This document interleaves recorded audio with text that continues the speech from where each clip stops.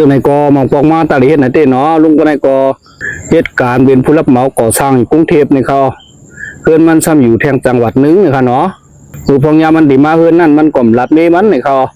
มันก็ฮอรถลงมาถึงหามองกลางเนินนี่ค่ะเนาะตัวมาถึงห้องมันปิดประตูลงเขามือก็ไปเลี้ยงนี่เขา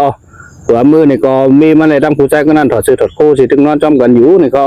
ลุงก็ในก็หันเจ้านั้นย่อเปลี่ยนเจ็บหูเจ็บใจนั่นนี่ค่ะเนาะมันก่อมเย็นลายซ้ำเอา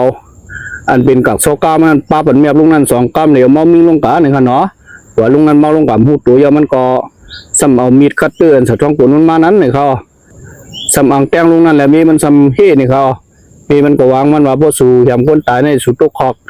มีมันออกหนาในหั่งมันนี่เขาลุงนั่นก็จังวนว่าก็เหียเมียพวกนั้นในเฉลุงนั่นก็ซ้ำเอามีดนั่นตัดเป็ดไก่ลุงอันมันนั่นก็มีมันนั่นนี่เขาถูกวัดตัดบูดอนนี่ก็ลุงนั่นก็มาเปลี่ยนในก๋วยตองตั้งนาบานนั่นเฉทั้งนาเฮือนมันนั่นเฉขี่กาปายนี่เขาผืนลามาเกามองก่อนเป็นมีมันนั่นก็จังโจลุงนั่นกะที่ลงห้องยานี่ค่ะเนาะกะที่ห้องยานี่ก็มอยาเขาต่อมันใกล้มันเย้าเขี่ยย่ามอยาเขาก็ต้องถามต้ยนี่เขาถามปานนั้นก็ลานนี่ลองได้ตั้งมันตั้งหมดเฉนี่ค่ะเนาะหัวปานนั้นลานนี่ก็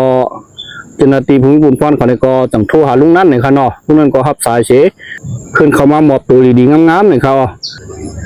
ลุงนั่นก็จังมาลานนี่เจ้าหน้าที่เขาว่ามือคำมาเฮือนนั่นจังได้มาหันมีขานอนจอมผู้ชายคนหนึ่งแดมเย็นไรเสียจังตัดไก่มันแปดนี่เขาตัวน้องนายให้บ่มดิมเบินเนาะลุงคนนั้นก็มีปากคนนั้นก็มีผัวเย้าในเขาสำนักให้ก่อกันในเขาเนาะปากคนนั้นก็จะว่าสักเลี้ยงเย้าในเขาเนาะเพราะเป็นคนใต้เอาได้ก่อบนเต็มเพชรในเขาเนาะอาสักบุไร17 เย้าในเขาทั้ง3 ปีบุไร50 เย้าในเขาเนาะ